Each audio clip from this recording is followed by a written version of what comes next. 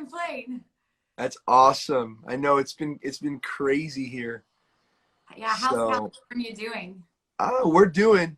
I guess you got to have two viewpoints here. There's going to be people obviously on both spectrums, and you're kind of trying to sort out what's really happening, what's not happening. You got some conspiracy thrown in there. It's just, you got politics. You just got a little bit of everything. So yeah, are you guys opened up where you're from, or where you're living at right now?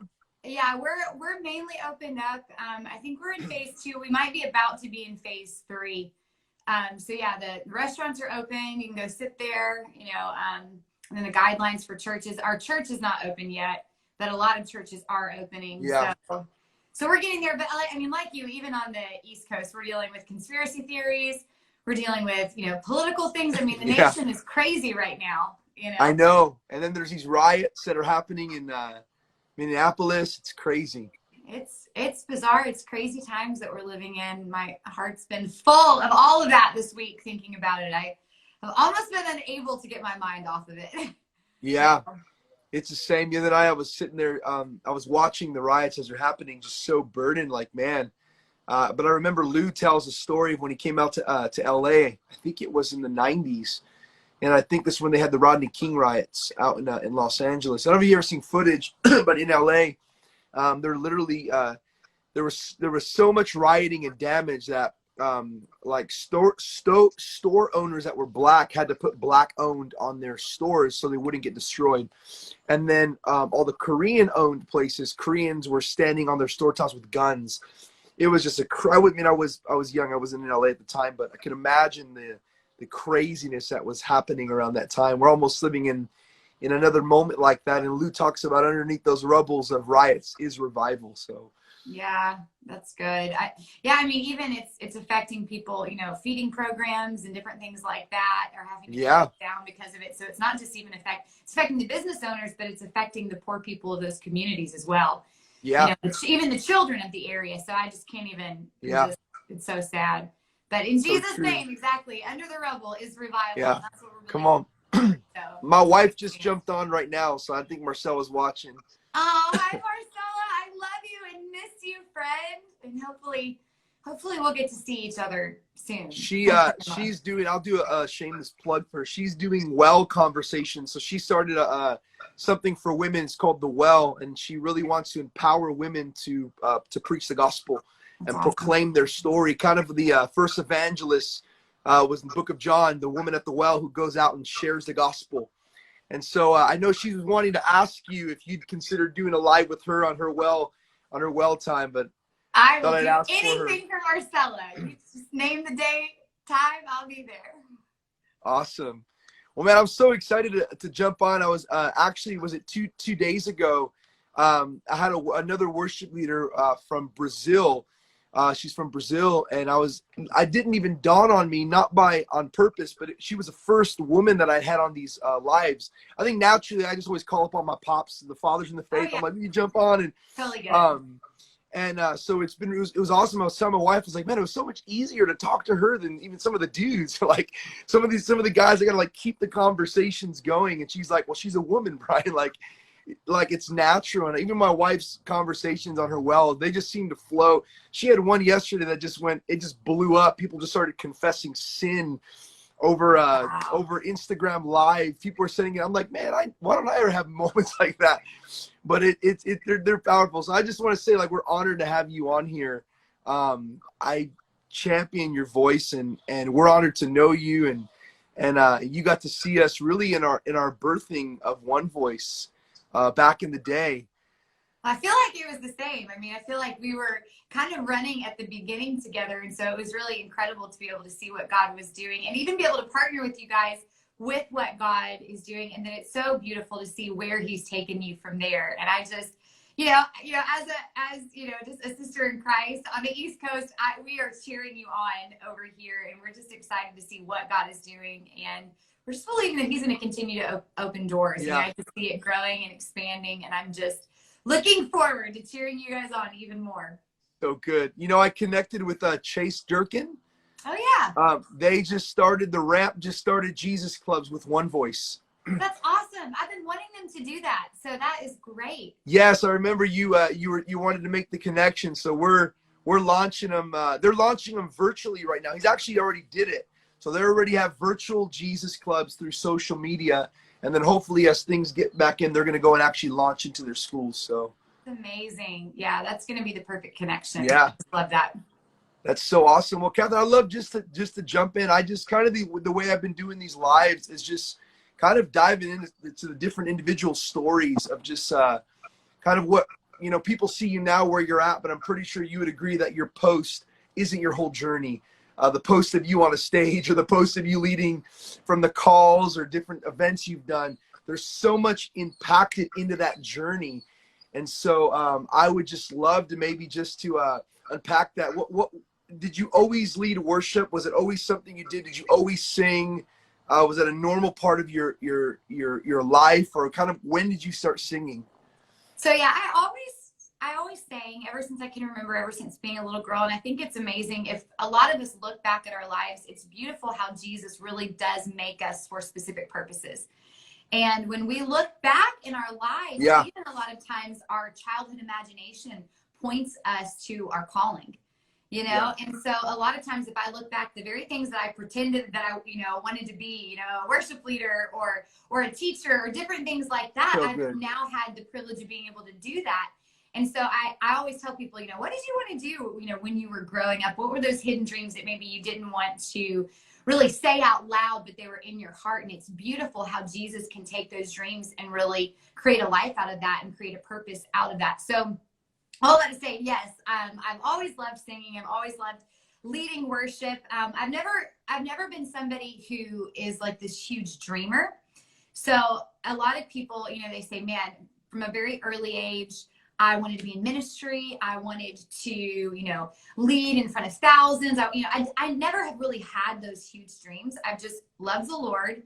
And I wanted to do something for him, and I wanted to walk with him. And it's kind of been just a daily thing of him opening the door and me walking through it, if that makes sense. Yeah. And so, so I've grown up in the church my whole life.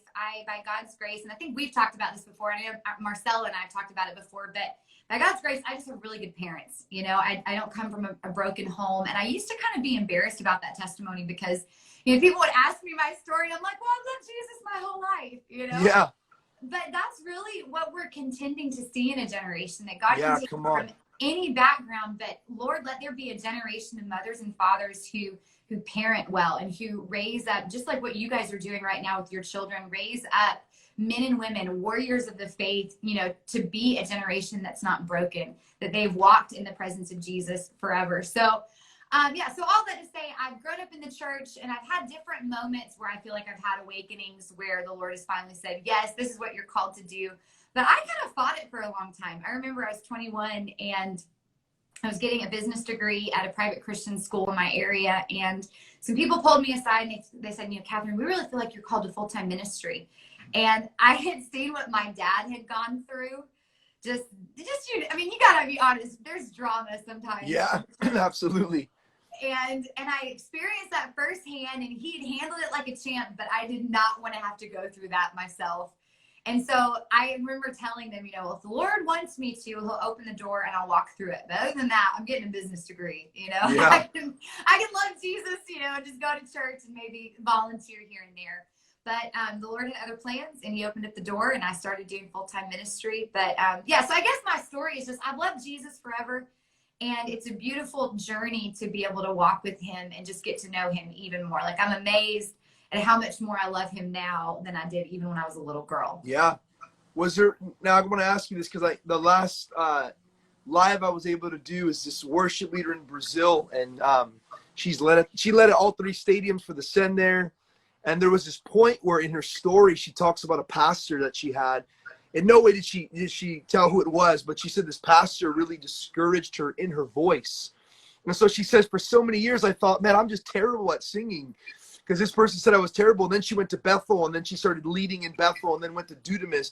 Was there ever a moment where you felt like insecure in the gifting God had given you, or you didn't feel like, man, I sing well? Because, you tear it up. We know that. I've heard you sing. You're the only person I know that can do laps around a stage and not lose a breath. I've never seen that before in my life. So was there ever a point where you were insecure about the gift that God had placed in you? Oh yeah, I think that really is probably part of all of our journeys to some degree. I think Jesus brings us to places that we have to kind of face our insecurity and then find our strength from him. I remember one of those moments. Now I've had multiple, so let's just get that out there. This has been a journey for sure of being secure in the gift that God's given me, or all of us have that journey. But one time in particular, I was singing at the ramp actually, and it was one of the first times I'd been there, maybe the second or third time actually, and they were being filmed on God TV, and I totally botched it. When I tell you I botched it, you can't botch it much worse than this. It's what happened? You gotta give me some details. So here's the details. So if you've ever heard of the ramp or been to the ramp, it's so loud in there. It's great. I mean, young people are packed in there where you can't get anything else in there. So they're just screaming, in worship, just going for it. I'm kind of new to the whole scene. I can't hear my pitch at all. I can't hear. So my band is transitioning, with their band. So I'm about to take the stage. They've not changed keys to the right song yet. So you know that this is like a train wreck waiting to happen. So literally I hear a minor chord, but I cannot hear anything. I think I had in-ears, but I don't remember exactly what was going on. They had monitors. Anyways. So I couldn't hear the pitch, but I was like, well, it sounds like a minor chord. I think we're in the right key. So I just went for it. Was not in the right key. Aired all over God TV. My voice cracking. And I remember going to Miss Karen, who's over the ramp, and I said, we're not in the right key. I can't keep doing this song. And so one of the speakers grabs the mic. I can't believe I'm telling you all this. Anyways, one of the speakers grabs the mic from me and he says, everybody stop the music. Now he handled this like a pro. He said, stop the music. I just want you to worship God on your own. And so he's trying to help me out so I can change keys, in the song. So they get even louder though. And I, at this point, cannot hear the pitch. I can't hear anything. And so by God's grace, my drummer perceives, what's going on. And he kind of says, come over here. And anyway, wow. He literally sings it out to me. But anyway, so that really stole my confidence for a little while. Messing in front of everyone. That was a really long, drawn out story. But I remember a few months later, it was still really affecting me. And it was affecting my posture on the stage. It was affecting my authority on the stage. And I remember Miss Karen, she pulled me aside. She actually drove me to her mill house. She's got this really cute house. And she sat me down and she said, Catherine, your authority on the platform has to come from the secret place and what God has said about you. And that's it. It can't come from how well you sing. It can't come from how perfect you are. Good.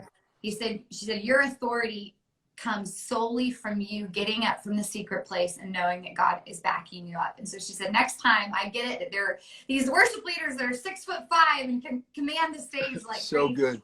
She just said, get up there and recognize that you're powerful because you've spent time with Jesus and heaven is backing you up. And so there was a shift after that for me where something was solidified that it doesn't matter. I don't have to be the best singer, and I'm not the best singer, and that's okay. So it comes from me having a relationship with the Lord and what he said and that he's called me, and I've got to let that be enough. That's so good. I was talking, I don't remember who it was with, but we were talking about the dangers of comparing. And I think, social media, when I was little, I was a 90s baby, so I grew up where I rode my bike and I wasn't worried about what my friend was posting. Yeah. I played Heads Up 7-Up, threw dirt clods, and that was my life. But I think in kind of our sphere, I have felt personally the pressure because I roll with incredible men and women of God. And there's always a natural tendency of mine to want to keep up.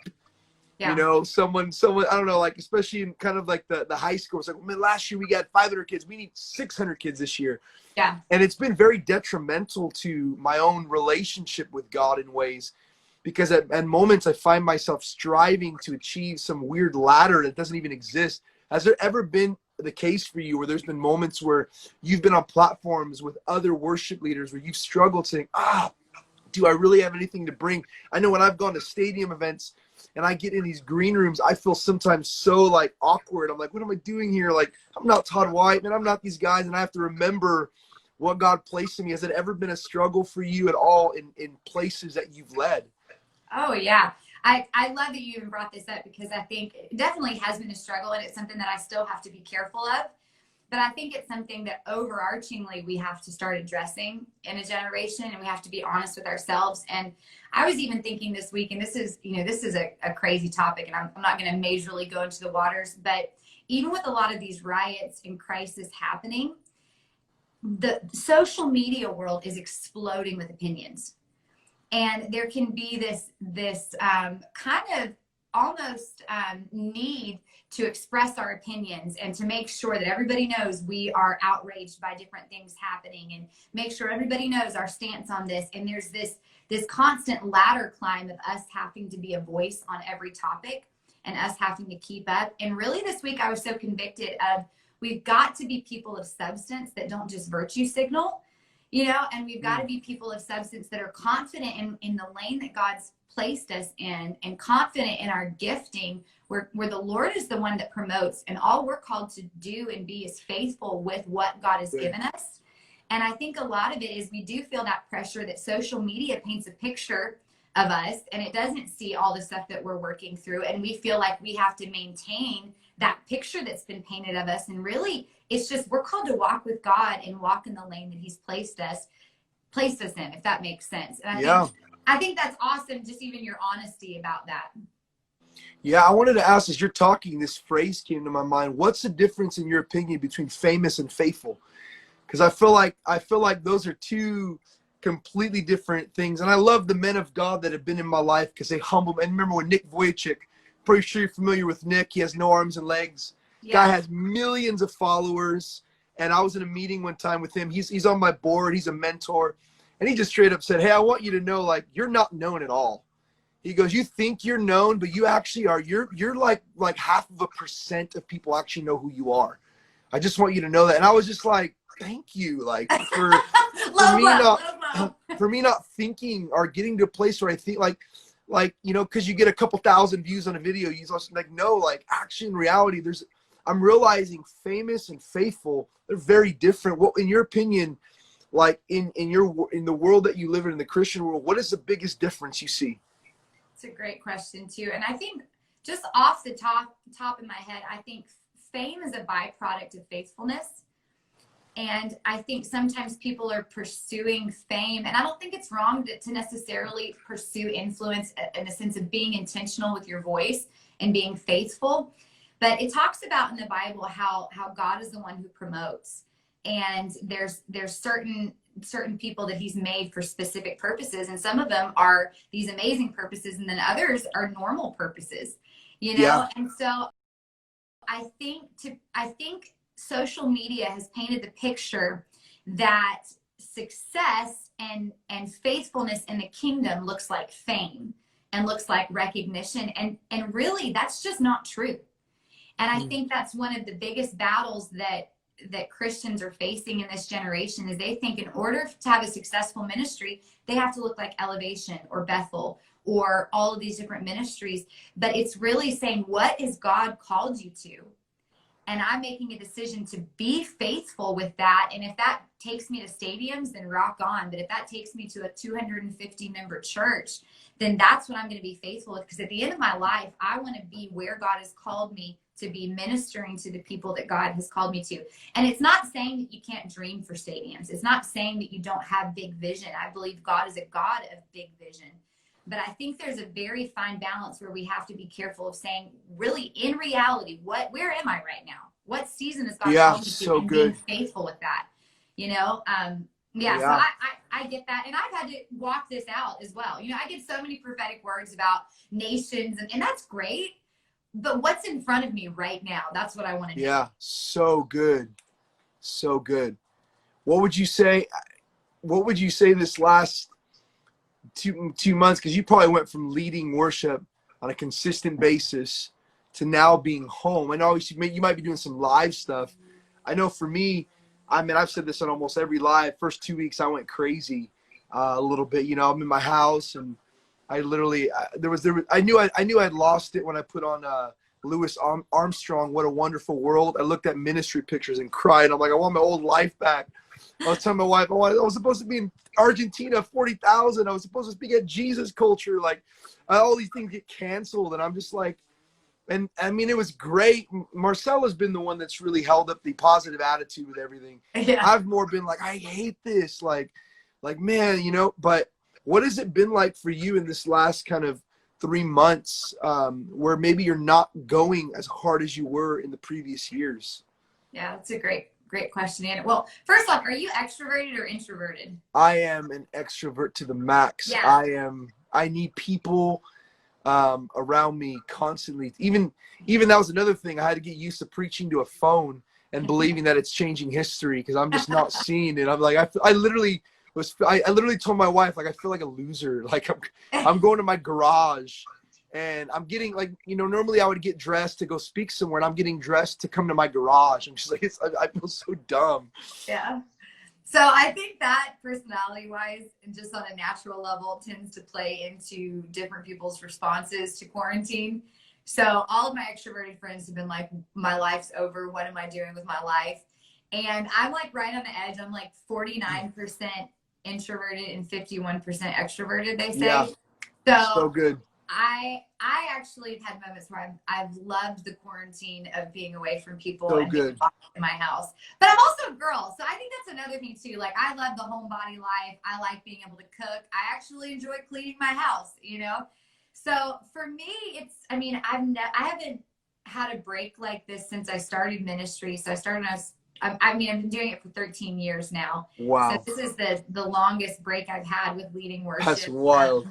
So I've really enjoyed being able to play my keyboard with no one around more and things like that. So I think, you know, on one side, I've been sad about events canceling because we had a really busy schedule that I like to say by faith is going to be rescheduled rather than canceled. So that was hard. But I've loved the time just to be able to read the Bible, hear in a fresh way what the Lord is saying. And it's kind of taken some of the pressure off, to be honest. Just being able to walk with God very simply. And so I've enjoyed the heck out of that. So it's the silver lining in COVID, I guess. I know it's been so wild. What I wanted to ask you, because you've written a lot of music, and what was there ever a song that you wrote that was out of pure brokenness? Like, you were just like, man, I remember this song came from one of the worst seasons. I know I was talking to Chandler. You're probably familiar with Chandler Moore. Chandler's a friend that I asked him the same question, and he was sharing, I think it was Refiner's Fire for him, was a song that was just written in a crazy season of his life. Was there a song that you could say, looking back, that you wrote not from a place of victory or a mountaintop, but you wrote from a valley? You wrote from a place of like, man, I just need God so bad. Yeah. There's a song I wrote called Never Lost. And Rita Springer wrote a second verse to it. Love her second verse. And I wrote it at a very low point in life. And there were some situations going on that that were just massively impacting me. They were trying to steal my joy. It was trying to steal my purpose. It was just, all this stuff was connected. And I had done everything possible to get out of this situation, and I prayed about it. I mean, I rebuked it. I honestly felt like I'd done everything that a Christian could do, you know? And I was just at a very low place. And I remember going to my keyboard and just saying, God, I need a word for what I'm going through, because I don't know what else to do. I've tried to be the good little Christian girl, and now I'm about to yell, you know? Yeah. And I immediately heard the phrase, "Who are you, great mountain?" And anyways, the chorus says, "When listen to the sound of power, my lips, Jesus is broken in the curse, he's never lost a battle. This, who are you, great mountain, that you should not bow low?" And I just remember hearing that, like God was mocking the mountain that was standing in front of me. Wow. And then I also heard the phrase, he just spoke it really quickly. It said, "Night cannot whisper away what I've said in the light." And so I started singing that, "And I cannot whisper away what he said in the light." And this kind of became an anthem about this situation. And I heard it, you know, the next day, "Jesus defeated the darkness. He has never lost a battle." And so I just went up and down the hallways of my house, just kind of singing this, you know, and saying, "Jesus defeated the darkness. He's never lost a battle." I mean, I was yelling it finally at one point, "Jesus defeated the darkness. he's never lost a battle. And something within that moment of writing that song and having that encounter with the Lord where he spoke to me about the mountain and the situation I was facing, something shifted. And I know that you've had those moments in your life. You can't even explain it, but something in the atmosphere changes and you're like, this is going to be okay. Something just moved, you know? And I felt that. And then literally within 3 months, and I mean, this has been a couple-year journey. Within 3 months, I'd asked the Lord for 3 specific things about this situation, and every single thing happened after that. So good. That was probably, that was a low moment, though. I'm like, so glad good. everything turned out great. Praise God. Glad I made it through. Yeah, I wanted to ask you, you were at the same ministry for how many years at the Ramp? I was on staff for 5 years, and then I did conferences for like 6.5. But I still do stuff with them, so I'm scheduled, when we get back, eventually to do stuff with them. So being at the same ministry for so many years, you've probably navigated many situations. And what would you say? How important is it as a worship leader to not be jaded by situations that happen? I feel like, you said it, you've seen the life your father lived, you've seen the highs, you've seen the lows. And what I love about your story is you still are passionately in love with the church. You're passionately in love with ministry, where I feel like sometimes people, they love the crowds, they hate the people, or they love the crowds and they don't like the situations that occur. How important is it to not be jaded when things come? And has there ever been a situation for you that has tested that, rather with leadership or with someone on your team, maybe that you're working with, that they're just hard to work with?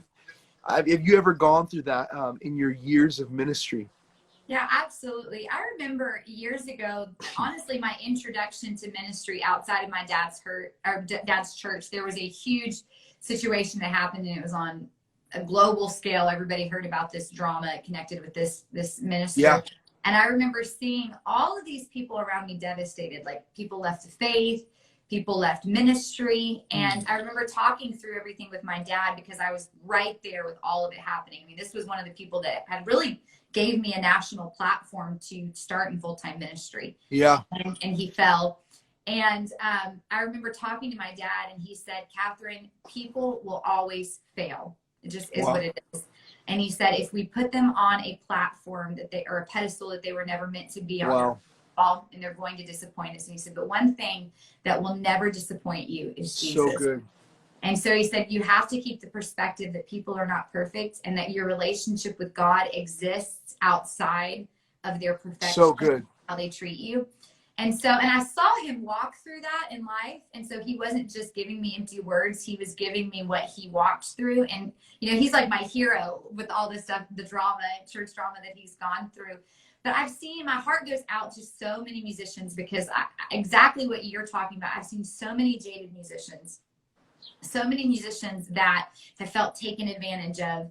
And I think it's vital that our relationship with the Lord comes first. Wow. And it's so simple to say that we've got to put him first, but I think that really has to be a real thing. And I think when we get to a point of jadedness, a lot of times it's because something is out of balance. And a lot of times it can be for different reasons. I'm not just saying it's our relationship with God is out of whack, but we're in this for the long haul.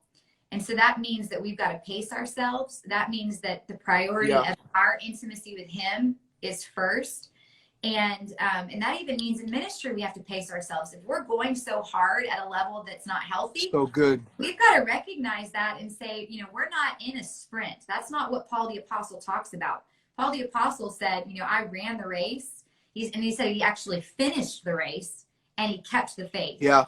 And so we want to learn from people like that. And he very much says this is not a sprint, and so we've got to kind of treat it like that. But my heart is for a lot of worship leaders and musicians. I think it's very easy, if we're not careful, we'll make the crowd our focus, we'll make the glory our focus, we'll make the money our focus. And we have got to keep a right heart, even financially speaking. We can go into that. We don't have to go into that, but I have so many thoughts on this. And we've got to, above all else, it doesn't matter if you're a musician or a businessman, you have to guard your heart from becoming jaded in your walk with God. I think that's so good too. 'Cause I mean, I live in a missional world, and I feel like, I don't know if it's just me, maybe I'm just making this up in my head, but I've almost felt like, well, I've been doing One Voice for 11 years. This year I started when I was 18, and I know that I'm rare in the case that I was an 18-year-old kid who had a dream to see high schools in America reached. And that dream has sprouted into all sorts of different things, from music to a missions base to training centers. I mean, there's been so many things that come out of it. But I know it almost feels like it was easier 10 years ago, not just because my age, but even that generation, to call people to sacrifice their life. Where I feel like nowadays, what I sense is people want Jesus, and can I still have this? And I always tell my guys, like, because they see me now, we just got a home, you know, I have vehicles. Like, my life looks very different than when I met you. When I met you, I had nothing. You remember this guy? You remember that guy? You might not remember. It was so embarrassing at my event in that barn. This guy gets up, and he's one of my friends. He's like, "Hey, can I talk?" And I'm like, "Sure." And he literally gets up and is like, "Hey guys, Brian's been fasting, not because he's faithful, but because he's broke. Like, can we all pick up an offering for Brian?" It was like so embarrassing. I'm just like, like, don't tell anyone I got no money. So I came from that, but I sit on the other side of blessing now, monetary wise. But what I realized is, in that journey, there was a lot of broke days. There was a lot of boring days. And I feel like people don't know today how to embrace that. There's almost a mindset of like, well, like, God owes me this. And my mindset was always like, man, if I'm broke for years, whatever, at least I'm being faithful and I'm in the will of God. And, you know, I totally looked unsuccessful for many years. My dad was like, get a real job. You're a charity worker. And I'm just like, I'm a missionary. Like, so have you seen that true in the musician world, where musicians, because of their gifting, sometimes that the monetary piece gets in the way of them realizing the process God has them in? Have you witnessed that? Or Yeah, and I have to be so careful, because I feel so blessed from the Lord to have been taken care of. Like you and I, we've been taken care of, but I feel like that's a promise from the Lord. You know, there might have been seasons, Paul said, that I've learned, you know, the secret of being content when I have a lot and when I have a little. You know, he says, I can do all things through Christ who strengthens me. But I remember, again, I'm just telling you a lot of my dad's advice, but I love it. It's so good. Yeah. And I've lived my life by it. But he said, Catherine, you never want to be in a position where you have to do something that you don't believe in order to get a paycheck. You have to sacrifice your values, your beliefs in the presence of God, your beliefs in pursuit of God, you know, how you want to serve him. And he said, so you need to do whatever it takes for you to be able to not have to say, hey, I can serve this church, but I'm not going to serve at a place that I can't agree. So good. And right now, a lot of musicians are facing the truth that they've got to take care of their families. They've got to, they've got bills to pay, and life has hit them very hard. But I think there has to come a time when we have a real honest conversation with ourselves and we say, if God's not in it, I don't want it. Because God doesn't live in this place of, I believe, of taking us to places where we have to sacrifice our belief system in order to get a paycheck, sacrificing our value system in order to get a paycheck. And so it's very hard and it's very difficult. But some of it, I would even just say, there has to be a maturity again in the believers. Even Paul, he was a tip maker for a season. He actually did a secular job so that he could do what he was called to do, And I think sometimes we have this viewpoint of, man, this really big church is offering me a really, great job and it's steady. But what are they doing with the presence of God? What are their beliefs? What are their values? And I think we've kind of catered to this culture that exhausts musicians. There's not a lot of accountability in the area of holiness and purity. And there's not a lot of, accountability, like just relationship wise with leadership. And so they're kind of used for their gifting and then they're tossed aside. And we wonder why they're jaded and they're hateful and they're broken, So I think there's some cycles in the church that eventually we're going to have to face. So unfortunately. Good. Yeah. And I wonder too, like how much of the musicians' needs aren't being met versus just a lifestyle they've chosen to live. Where, did you really need, I'm just, I'm not saying, I'm not against nice things. I have nice things, but I've always lived, in my 10 years, I've lived in the means that I had. So when I got married to Marcella, we lived in a 300 square foot garage that was converted. And that was our home. And I made it the best garage, got it painted, had some blinds put on. And then we moved to a home, and barely now, years later, we purchased a home for the first time. And obviously Cali prices would make every other place in the country look like we could be living in a mansion for the 2-bedroom house that we bought here in Southern California. But I look back and I think, man, like, had I tried to live where I'm at now, there would have probably definitely been compromise of values and things earlier because of a paycheck. And I just feel like, man, I would encourage people that are watching that you would live within the means you have and trust God that, he's not against bad things. You having nice things. It's when those nice things have you, Yeah. I think that's great. And I think even that goes back to social media. It's this picture of how we have to be in ministry. And whoever said that we had to wear the trendiest clothes, whoever said that we had to drive this certain car, whoever said that we had to have the nicest house. And if you talk to people who have a lot of those things and are happy and content, they sacrificed a lot at the beginning, and they learned, to budget, and they learned to live even below their means so they could save.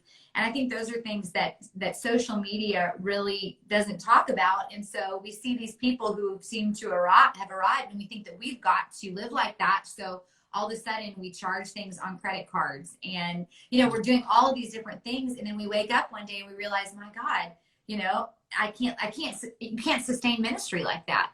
And so I think that's really good wisdom that you're saying and speaking. So whoever's listening, hear that and follow it. Yeah, it's pretty cool. What we do in One Voice is I have all of my guys' savings accounts, pay off their credit cards. We really help them with their credit scores. That's something I've done for myself. I've always seen missions for me as it being a career. I never seen it as a short-term run. Yeah. And so when I look at it as a career, then what am I going to build to sustain that?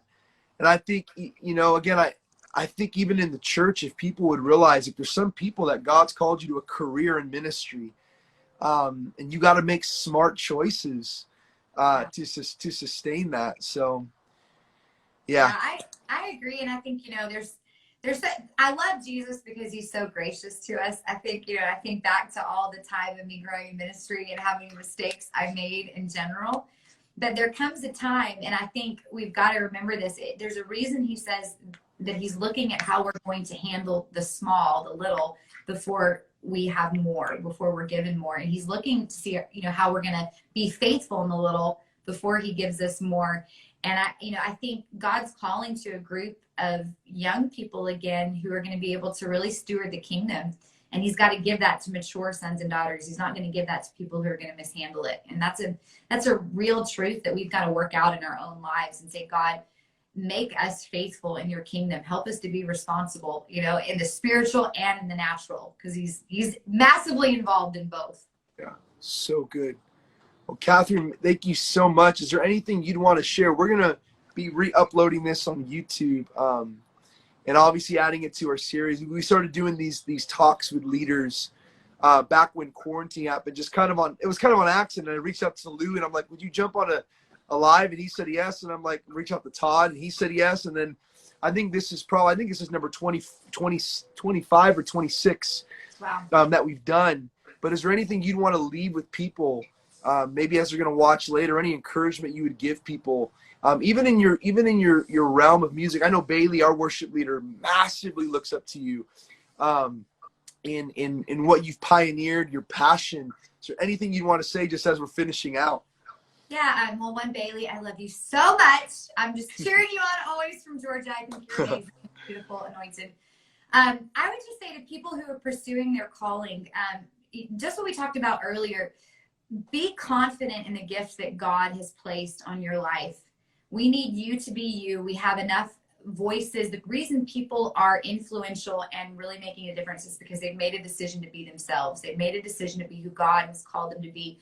We have enough echoes. We need your voice to be released on the earth, because that's where the power and authority is. So even in this season, if it's been crazy, just make the decision to stick close to God. Make the decision to continue walking in your purpose. Your purpose has not changed just because things around us have. God can work through walls and regulations, seasons and circumstances. Good. And so keep doing what you're called to do and keep making a decision to grow in you being who you were created to be in this season. So good. Catherine, thank you so much for jumping on with me. And Good I'll have chat. my wife, I think you have the same number. Yeah, I do. Great. I'll have my wife shoot you a text after, but thank you so much. We love you so much, and give your love to your family, please. All right, I will do. Love you All right. guys. Yeah, you take care.